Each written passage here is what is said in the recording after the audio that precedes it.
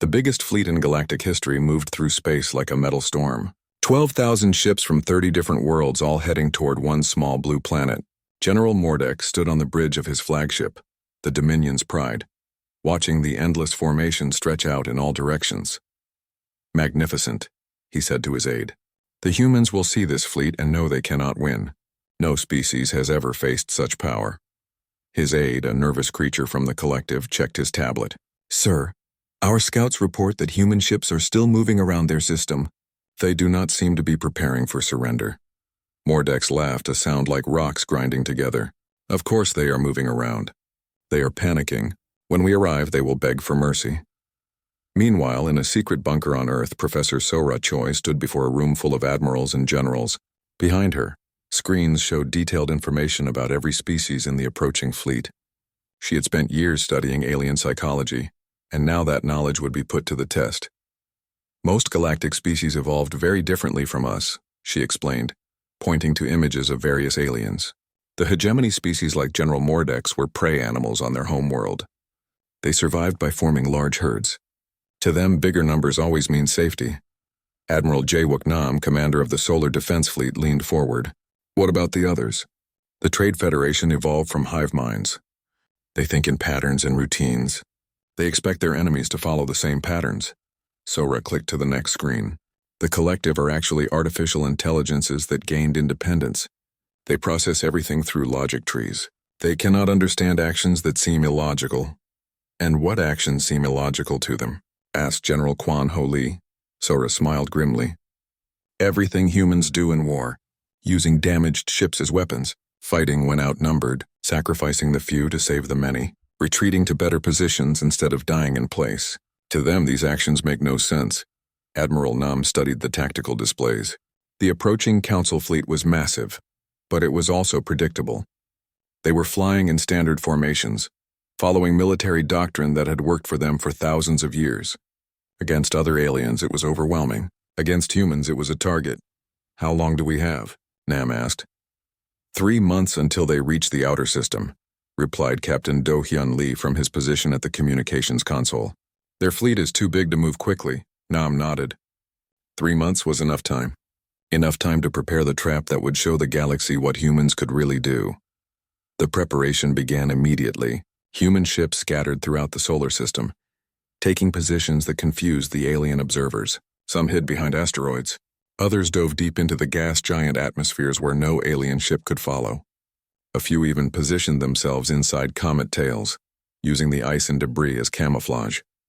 Engineer Mi Young-John worked around the clock, turning the entire solar system into a weapon. Mining charges were placed throughout the asteroid belt. Jupiter's moons were equipped with mass drivers that could launch chunks of ice at incredible speeds. Even Earth's space elevators were modified to serve as kinetic bombardment platforms. "The aliens think in terms of ship-to-ship combat," Mi-young explained to her team as they worked on Ceres Station. "They will look for our fleet, not for our infrastructure. They will not expect the rocks to shoot back." On Mars, Dr. Hyun-woo Park was developing biological weapons that would exploit alien vulnerabilities. Most council species breathe different gas mixtures than humans. Their air filtration systems were designed for sterile space environments, not the messy organic chaos that humans called home. "We are not trying to kill them," he told his research team. "We are trying to make their ships unlivable. Fast-growing algae that clogs their filters, bacteria that eats their hull sealants, fungi that grows in their ventilation systems. Make them choose between fighting and breathing." Lieutenant Subin Lee was training pilots in something the aliens had never seen: zero-atmosphere combat. Humans could modify their industrial mechs and mining equipment to work in the vacuum of space. The aliens needed their ships to survive. Humans could fight outside their ships if they had to. "Remember," she told her pilots, "their boarding parties need air. We do not. Their armor is designed to protect them from weapons. Ours is designed to keep us alive in space. That gives us advantages they cannot even imagine." As the weeks passed, the Council fleet grew closer. Their advanced scouts reported strange activity in the human system, but General Mordex dismissed the reports. "Primitive species always scurry around when faced with superior force," he said.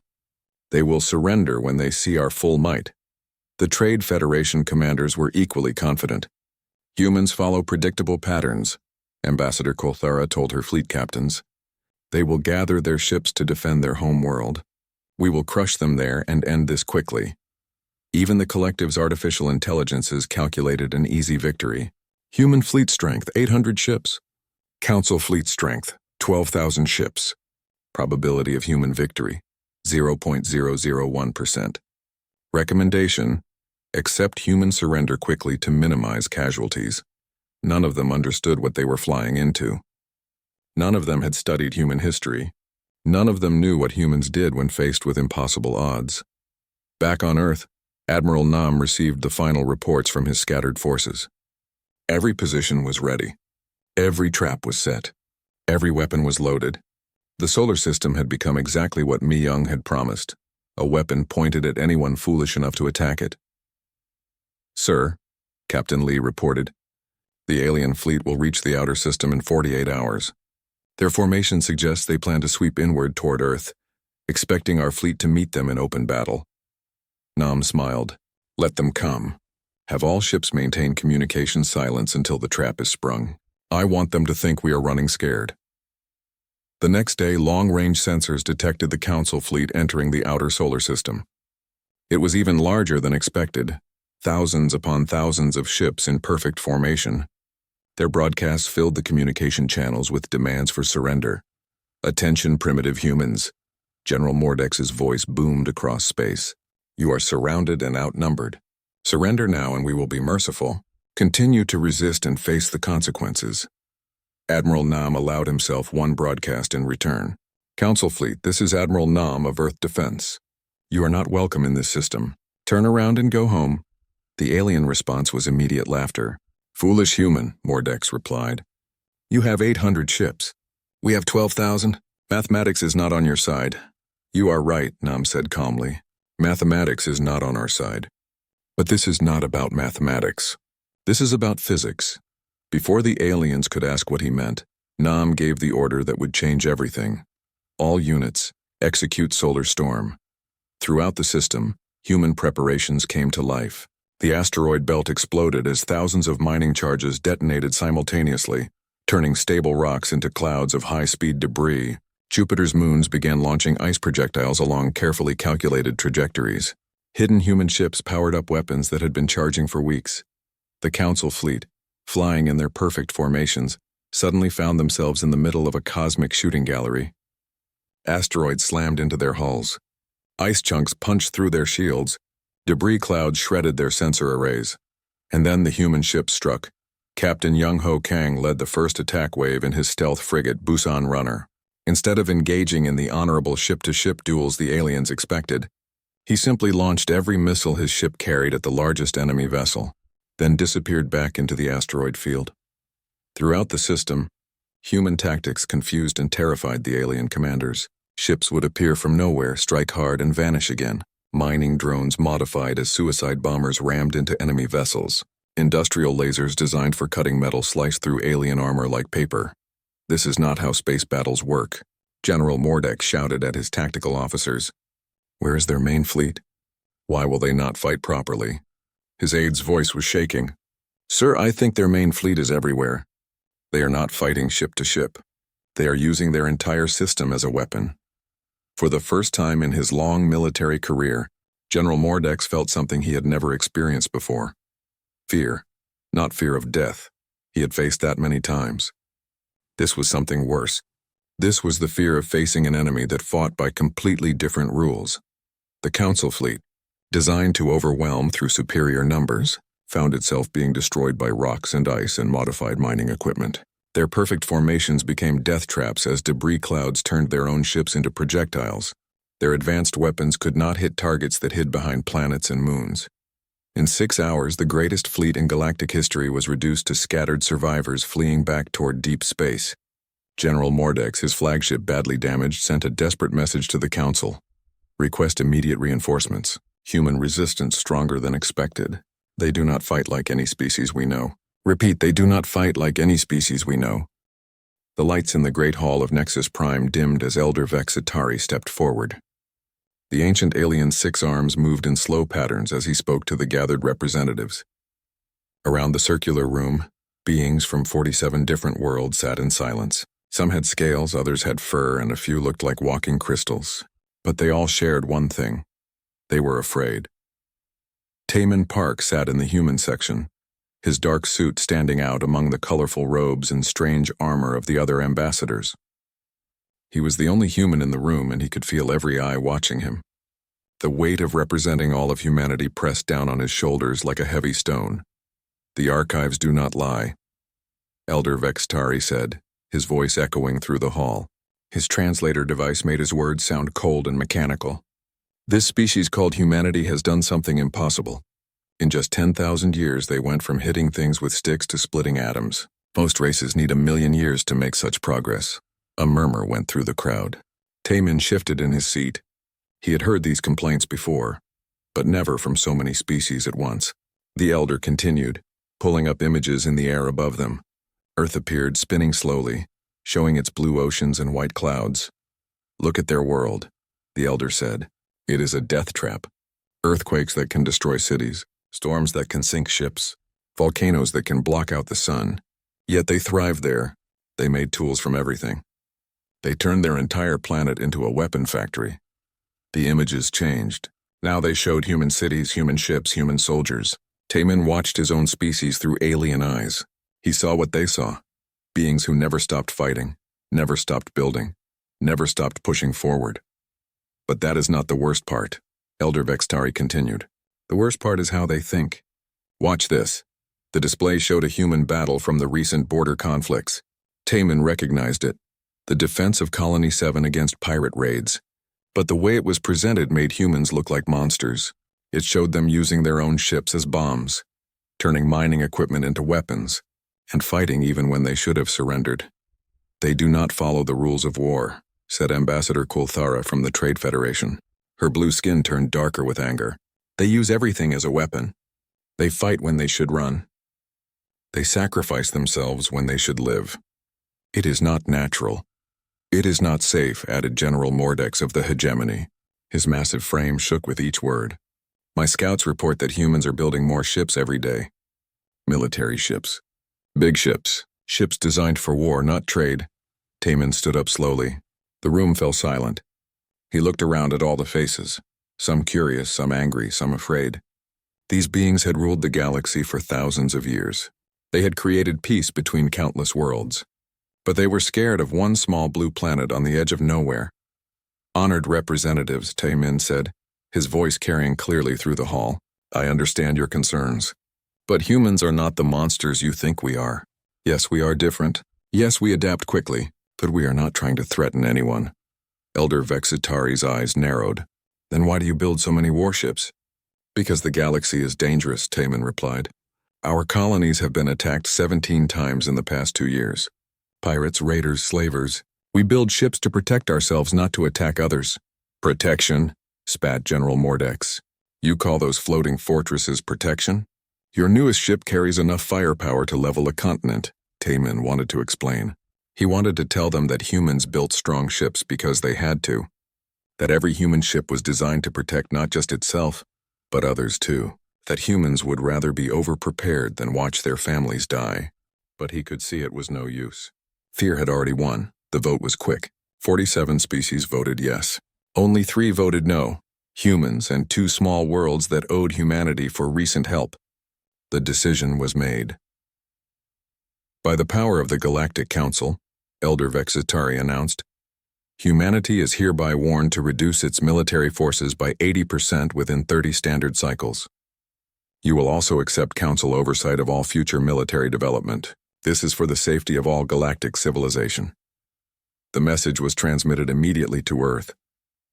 Taman watched it go, knowing what the response would be. He had tried to warn the council about human nature, but they would not listen. Now they would learn the hard way. 3 days later, the response came from Earth. It was short, simple, and signed by Hee-Jin Kim, Earth's Secretary of Defense. The message appeared on the main screen for all to see. "To the Galactic Council, we have received your ultimatum. After careful consideration, humanity respectfully declines your demands. We will continue to defend ourselves as we see fit. We bear no ill will toward any council member. But we will not disarm while threats remain in the galaxy. If you wish to discuss mutual defense treaties or trade agreements, our ambassadors remain available. Respectfully, Secretary Hyojin Kim, Earth Defense Command. The hall erupted in angry voices. Some delegates demanded immediate action. Others called for economic sanctions. A few even suggested military intervention. But Elder Vextari raised his arms for silence. They refuse, he said simply. The humans refuse our guidance. This proves they are as dangerous as we feared. General Mordex, prepare your fleets. If they will not listen to words, perhaps they will listen to actions. Taemin felt his heart sink. He tried one more time. Please, Honored Elder, you do not understand humans. We do not respond well to threats. If you bring military force to our systems, we will see it as an attack. And when humans think they are being attacked, what? General Mordex interrupted. What will your tiny fleet do against the combined might of the Council? You have what, 800 ships? We have thousands. You have one world. We have hundreds. Taemin looked at the general's confident face. He looked around at all the delegates nodding in agreement. They had already decided that humans were primitive, that they could be easily intimidated. They thought in terms of numbers and firepower. They did not understand that humans thought differently. General, Taemin said quietly, you are about to learn why humans survived on a world that tried to kill them every day. You are about to learn why we turned everything into a weapon, and you are about to learn why we never surrender, even when we should. But his words fell on deaf ears. The Council had made its choice. They would show humanity the price of defiance. They would gather the largest fleet in galactic history and park it at Earth's doorstep. Surely, when faced with such overwhelming force, the humans would see reason. As the session ended and delegates began to leave, Taemin remained in his seat. He thought about his home world, about the people he had grown up with. He thought about human history, all the times they had been outnumbered, outgunned, and counted out. And all the times they had found a way to win anyway. The Council thought they knew what they were dealing with. They thought humans were just another aggressive species that needed to be put in their place. But Taemin knew better. Humans were not just aggressive. They were creative. They were stubborn. And when backed into a corner, they became something the galaxy had never seen before. The Council had just backed humanity into a corner. Soon, they would learn what that meant. The second Council fleet was 3 times larger than the first. 100,000 ships from every major species in the galaxy moved toward Earth like an unstoppable wave of metal and fury. Admiral Mordex, his pride still burning from the earlier defeat, commanded from a new flagship built specifically to crush human resistance. This time will be different, he told his officers. We know their tricks now. We know they use their system as a weapon. We have prepared countermeasures. The alien fleet had indeed prepared. They brought point defense systems to shoot down debris. They carried atmospheric processors to clear gas clouds. They even brought their own asteroids to throw at human positions. Most importantly, they brought overwhelming numbers that could absorb any losses. 100,000 ships, General Zarthek of the War Council announced to his commanders. Even if the humans destroy half our fleet, we will still outnumber them 50 to 1. This ends today. But as the massive armada approached the solar system, they found something impossible. Earth was gone, not destroyed, gone. The blue planet that had been humanity's home for thousands of years had simply vanished. In its place was empty space and confused alien sensor operators. Where is their world? Demanded Admiral Mordex. Planets do not just disappear. His science officer, a nervous creature from the academic collective, studied his instruments with growing panic. Sir, all traces of the planet are gone. No debris field. No radiation signatures. It is as if Earth never existed. The rest of the human system was equally empty. Mars was gone. The asteroid belt was gone. Even the outer planets had vanished, leaving only the sun burning alone in the void. 100,000 alien ships faced nothing but empty space. Then the broadcast began.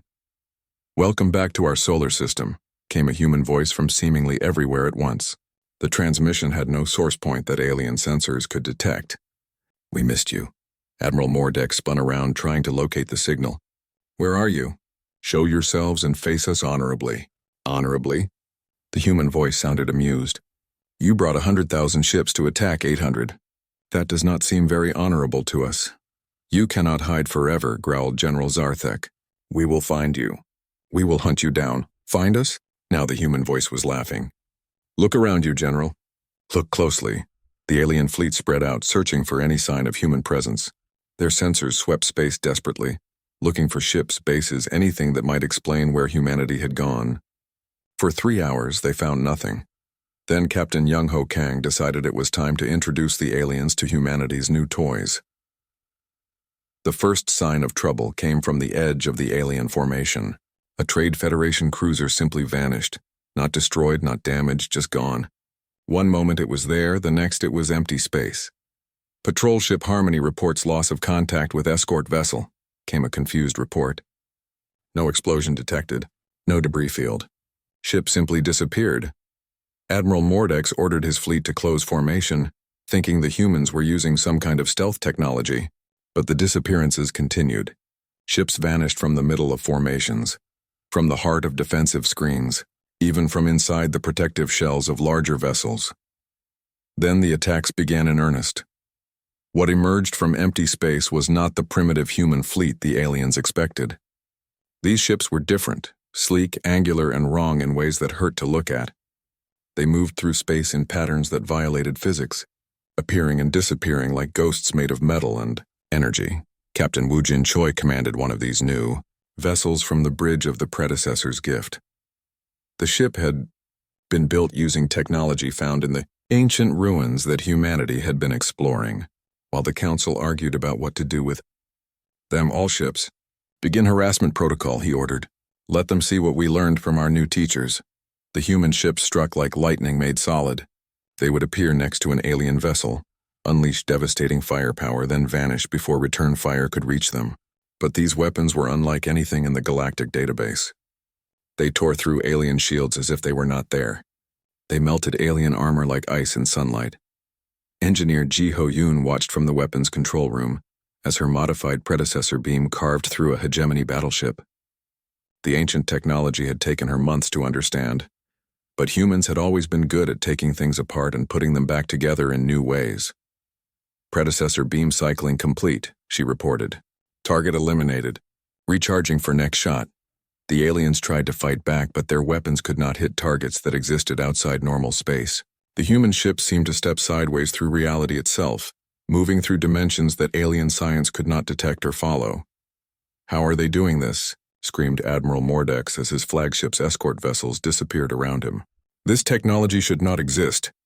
His science officer was frantically checking his instruments. Sir, these energy readings match theoretical models for predecessor technology. But that is impossible. No one has successfully activated predecessor artifacts for millions of years. Apparently, came the human voice over the communication channels, no one tried hard enough. What the aliens did not know was that humanity had spent the past 2 years doing exactly what humans did best, turning their disadvantages into advantages. When the council had threatened them, humans had been forced to look for help. They found it in the ancient ruins scattered throughout the galaxy, the remnants of a civilization that had once ruled the stars. Dr. Hyun-Woo Park had led the archaeological teams that cracked the secrets of predecessor technology. While other species feared the ancient sites and avoided them, humans had walked into them with tools and curiosity. They had poked and prodded and experimented until the dead machines came alive again. Most species see predecessor sites as graveyards, he had explained to the human research teams. We see them as laboratories. Now that laboratory work was paying off. Human ships equipped with predecessor technology could move through folded space, shoot through dimensional barriers, and power themselves from the quantum foam that existed between realities. They had become something the current galaxy could not understand or fight. But the humans were not done showing off their new capabilities. Admiral Kyung-hee Song commanded the human fleet from her flagship. The Soul's Vengeance, now rebuilt with technology that made it more than just a ship. It was a mobile fortress that could reshape local space-time around itself. All units execute Revelation Protocol, she ordered. Across the solar system, space began to change. What the aliens had thought was empty void suddenly filled with structures that had been hidden in folded dimensions. Orbital platforms appeared around where Earth had been. Asteroid fortresses materialized throughout the system. Even the missing planets began to phase back into normal space, protected by shields that made them look like soap bubbles made of energy. Impossible, whispered General Zarthek. They hid an entire star system in dimensional space. That level of technology belongs to the predecessors. Admiral Song's voice came through the communications. The beings who ruled this galaxy long before your species learned to make fire. We found their ruins. We learned their secrets, and we made them better. The alien fleet found itself surrounded by human forces that outnumbered them for the first time in the war. But these were not the desperate defenders they had expected to crush. These were the inheritors of ancient power, wielding weapons that could unmake matter at the subatomic level. Captain Narration piloted her fighter through the alien formation. Her ship's predecessor enhanced engines, allowing her to move in ways that gave alien pilots headaches just trying to track her. She could fly through solid matter, appear in multiple places at once, and fire weapons that existed in 17 dimensions simultaneously.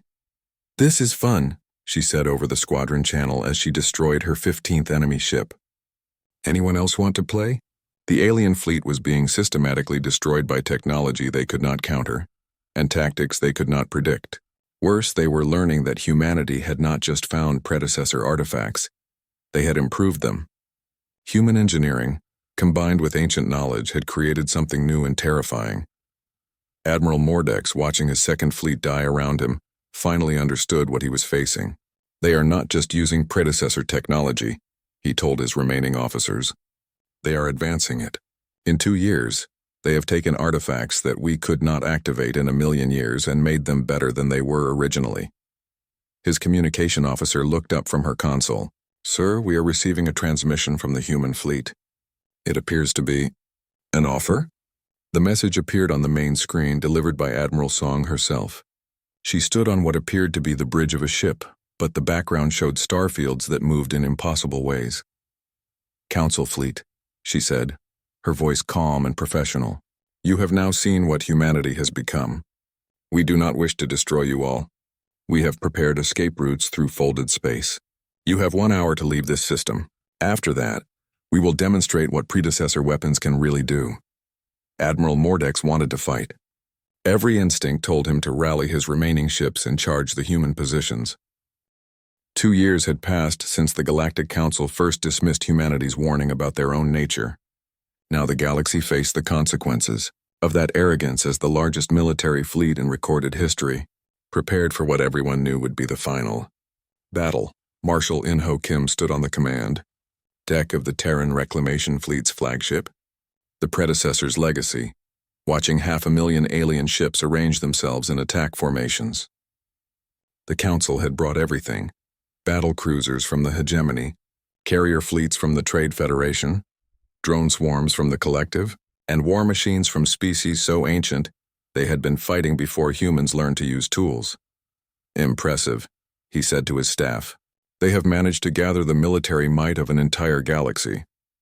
Commander Narration, now promoted after her heroic actions in the previous battles, studied the tactical displays. "Sir, our forces are outnumbered 200 to 1. Even with predecessor technology, those are challenging odds." Marshal Kim smiled, the expression of someone who knew something his enemies did not. "Commander, numbers only matter if both sides are fighting the same kind of war. Send the signal to Dr. Han. It is time to show the galaxy what the predecessors really left behind."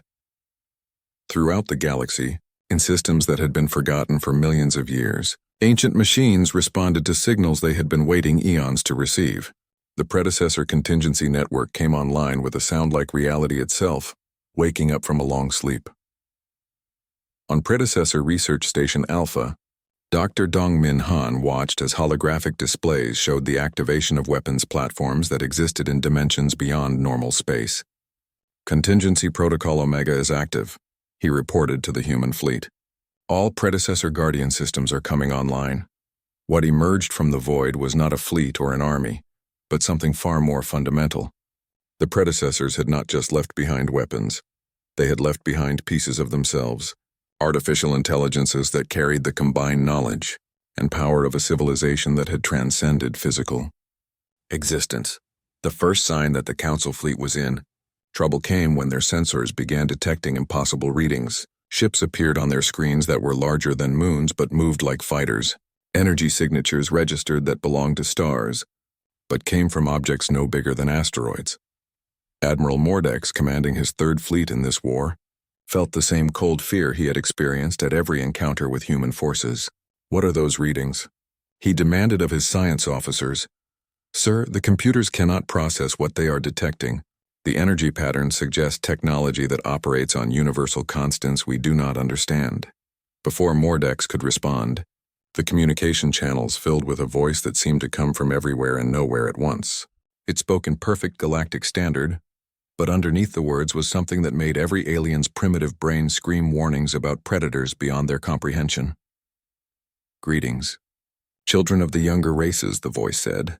We are the guardians left behind by those you call the predecessors. We have observed your conflict with our chosen successors, the humans. This conflict ends now. Elder Vexitari, watching the battle from his command ship, felt his ancient heart stop beating for several seconds. Chosen successors? The humans are your successors? Indeed, the guardian voice replied. They have proven themselves worthy by doing what your species could not. They learned without fear, advanced without hesitation, and faced the unknown with curiosity rather than terror. They are what we hoped some species would become. The implications hit every alien commander at the same time. Humanity had not just found predecessor technology. They had been chosen by the predecessors themselves to inherit their power and responsibility. This cannot be. General Zarthek shouted from his flagship.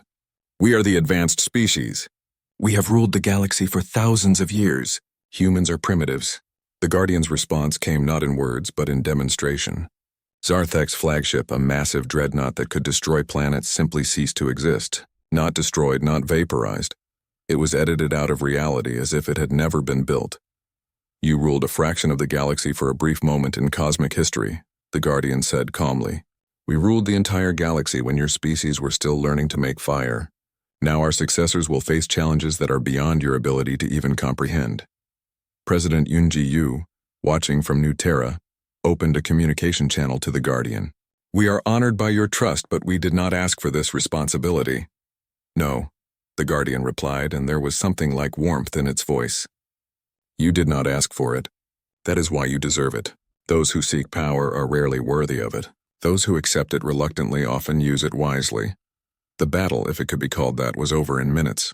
The Council's 500,000 ship armada found itself surrounded by Guardian vessels that existed in multiple dimensions simultaneously.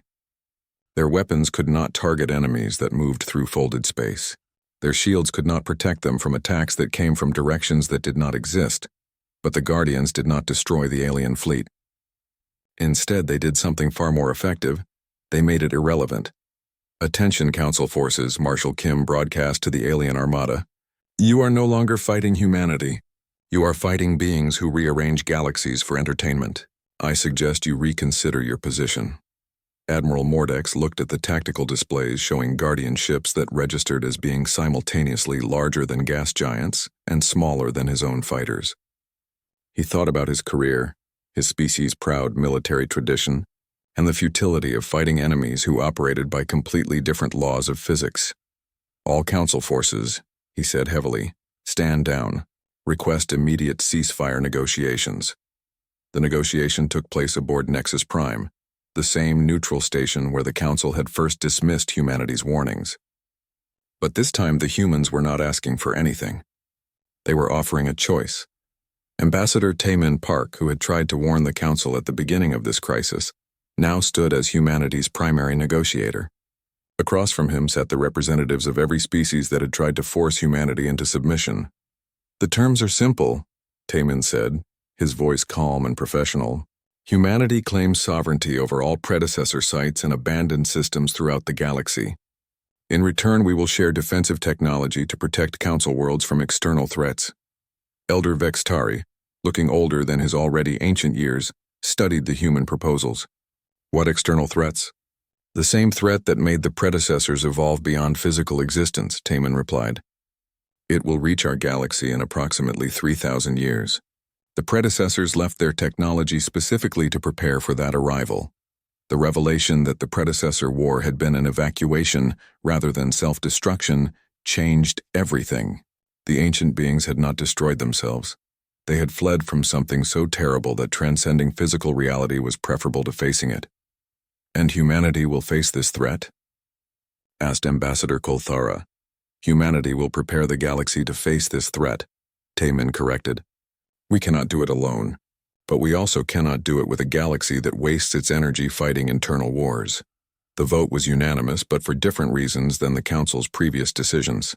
This time, they voted for survival rather than dominance. 3 months later, Fleet Commander Narration stood on the observation deck of the predecessor's Hope, humanity's new flagship built using fully integrated ancient technology. Through the transparent walls, she watched alien dignitaries arriving for the formal signing ceremony that would establish the new galactic order. "Do you think they have learned their lesson?" asked Captain Junseo, who had been promoted to serve as her strategic advisor. Nara watched a hegemony delegation approach the station with their ship's weapons powered down and their shields lowered, a sign of respect that their species had never shown to anyone before. "They dismissed us once. They thought we were primitive, dangerous, uncontrollable." She gestured toward the vast human fleet surrounding the station, ships that blended predecessor technology with human engineering and tactical doctrine, vessels that could exist in multiple dimensions, fire weapons that operated on universal constants and carry crews that had been enhanced by ancient knowledge. Now they know we are all three, and that is exactly how we like it. The signing ceremony was broadcast throughout the galaxy. Humanity's expansion into abandoned systems began immediately, but it was not the conquest that many had feared. Human colony ships were accompanied by guardian vessels that cleaned up ancient hazards and restored dead worlds to life. On worlds throughout the galaxy, alien children watched as human engineers worked alongside predecessor machines to build defenses against a threat that would not arrive for millennia. They were building not just for themselves, but for species that had tried to destroy them. Dr. Hyunwoo Park, now leading humanity's biological enhancement programs, addressed the galaxy's scientific community through the predecessor communication network. The beings who left this technology for us understood something that we are only now learning. The emergency session of the Galactic Council was unlike anything in their 10,000-year history. Representatives from every member species crowded into the Great Hall, their voices creating a storm of panic and anger. The reports from Admiral Mordex had spread through the galaxy like wildfire, and now everyone wanted answers. Elder Vexitari stood at the center of the chaos, his ancient form trembling with rage and fear. "The humans have acquired predecessor technology," he announced, his voice cutting through the noise. "They have weaponized artifacts that we deemed too dangerous to study. This makes them a threat to every living being in the galaxy." Ambassador Kolthara from the Trade Federation was pacing back and forth, her blue skin darker than anyone had ever seen it. "How is this possible? We have been studying predecessor sites for millions of years. We have found nothing but dead machines and empty rooms." "Because you were afraid to truly look," came a new voice from the human section. All heads turned to see Taemin Park walking to the center of the hall. He looked tired, older than when this crisis began, but his eyes were steady. "You treated predecessor sites like graveyards. We treated them like schools." General Zarthek slammed his massive fist on his chair. "You have doomed us all. The predecessors destroyed themselves with their own technology. Now you will do the same to the galaxy." Taemin stopped walking and looked directly at the general. "The predecessors did not destroy themselves. They transcended physical existence. We found their records. We learned what really happened to them." The hall fell silent. This was information that no species had ever possessed. The fate of the predecessors had been the greatest mystery in galactic history. "They evolved beyond the need for physical bodies," Taemin continued. "They became beings of pure energy and thought. Their technology was not destroyed. It was left behind for whoever could learn to use it properly. Every species in this room has been too afraid to try." Elder Vexitari's voice was barely a whisper. "And humans were not afraid?" "Humans are afraid of many things," Taemin replied. "But we have learned that being afraid of knowledge only makes you weak. So we studied. We experimented. We learned. And now we know things that you cannot even imagine." While the council argued and panicked, humanity was already moving to its next phase. President Yoon Ji-yu stood in the command center on New Terra, the mobile planet that had once been Earth. Around her, holographic displays showed human fleets spreading throughout the galaxy. Not to conquer worlds, but to claim the ancient sites that other species had abandoned. "Operation Deep History is proceeding ahead of schedule," reported Admiral In-ho Kim, who now commanded humanity's exploration fleets. We have secured 47 predecessor sites and found active technology at 31 of them. Xenobiologist Dongmin Han's teams are making breakthrough discoveries every day. President Yu studied the galactic map. Red dots marked every predecessor site that humans had claimed. There were hundreds of them, scattered throughout space in patterns that other species had never bothered to study. What has Dr. Han learned about the predecessor war? It was not a war, Admiral Kim replied. It was an evacuation. The predecessors detected something approaching from outside our galaxy, something that devoured entire civilizations. So they evolved themselves into energy beings and left physical reality to escape it. Their technology was left behind as a gift for whoever would need it when that thing arrived. The implications were staggering. The predecessors had not destroyed themselves in some ancient conflict. They had fled from something so terrible that beings who could manipulate reality itself chose to abandon physical existence rather than face it. And this threat? President Yu asked. Still approaching, Admiral Kim said grimly. Dr. Han estimates it will reach our galaxy in approximately 3,000 years. The predecessors left their technology for whoever would be here to face it. Meanwhile, on Predecessor Research Station Alpha, Dr. Dongmin Han was making discoveries that would reshape humanity's understanding of the universe. The ancient machines were not just tools. They were teachers, designed to guide primitive species toward evolutionary advancement. The technology adapts to whoever uses it, he explained to his research team. It teaches them what they can handle and protects them from what they cannot. Other species approached it with fear and reverence, so it remained dormant. Humans approached it with curiosity and determination, so it came alive. Engineer Ji Ho Yoon was working with machines that existed in multiple dimensions simultaneously. Under her hands, they were creating technologies that seemed like magic to anyone watching. The predecessors built these devices to advance whoever found them to the same level they had achieved, she said. They wanted to create successors who could handle the coming threat. What makes humans different? Asked one of her assistants. Why can we use this technology when others cannot? Ji-ho paused in her work, considering the question. I think it is because we are not afraid to break things to understand them. Other species see predecessor artifacts as sacred relics. We see them as puzzles to be solved. We take them apart, put them back together, and make them work better than before. Back at the council session, the debate had turned to desperate measures. Some delegates suggested fleeing to other galaxies. Others proposed surrendering to humanity and begging for mercy. A few even suggested negotiating a peace treaty. Peace?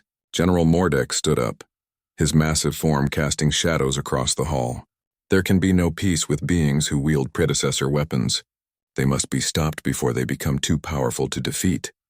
Elder Vextari nodded slowly. The general speaks truth. We have one chance.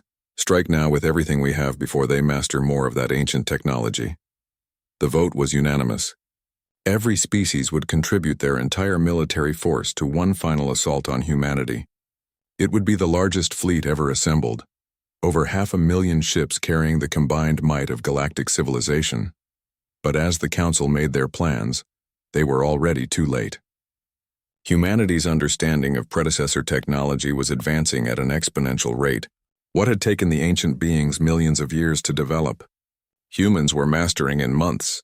Captain Wu Jin Choi stood on the bridge of his new flagship, the Infinity's Edge, watching as human engineering teams finished installing the latest predecessor upgrades. The ship could now exist in 17 different dimensions simultaneously, while firing weapons that could destroy matter at the quantum level. Sir, his science officer reported, Dr. Han's team has activated the predecessor communication network. We now have instantaneous contact with every human fleet in the galaxy, regardless of distance. Choi smiled grimly. The aliens had no idea what was coming. They were still thinking in terms of ship-to-ship combat and traditional tactics. They did not understand that humans had moved beyond such limitations. Send a message to Admiral Song, he ordered. Tell her the Council is gathering another fleet. This time, they are bringing everything they have. On New Terra, President Yu received the message and called an emergency meeting of humanity's military leaders. The holographic conference room filled with admirals and generals from across the galaxy, all connected through predecessor communication technology. They are desperate now, Admiral Song reported from her position near the galactic core. Our intelligence suggests they are planning to throw every ship they have at us in one final assault. How many ships? Asked General Quan Ho Lee.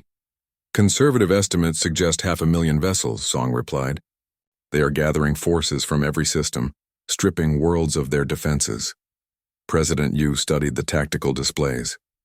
500,000 ships was more than the combined human fleet, even with their technological advantages. But humanity had learned things about warfare that went far beyond simple numbers. Do we have enough predecessor technology to handle that kind of force? She asked. Dr. Han's voice came through the communication system from his research station. Madam President, I believe we have something better. The predecessors left contingency plans for exactly this kind of situation. They anticipated that primitive species might band together against their chosen successors. What kind of contingency plans? Automated defense systems, scattered throughout the galaxy and designed to activate when certain conditions are met. If a large enough hostile force threatens beings using predecessor technology, these systems will respond. President Yu felt a chill run down her spine. You are talking about activating weapons that the predecessors built millions of years ago. Weapons designed by beings who could manipulate reality itself. Yes, Madam President. The question is, do we trust them to know what they were doing? The decision would shape the future of the galaxy. Humanity could face the Council's overwhelming numbers with their current technology, and probably lose. Or they could activate ancient weapons that might end the threat permanently, but could also have consequences no one could predict.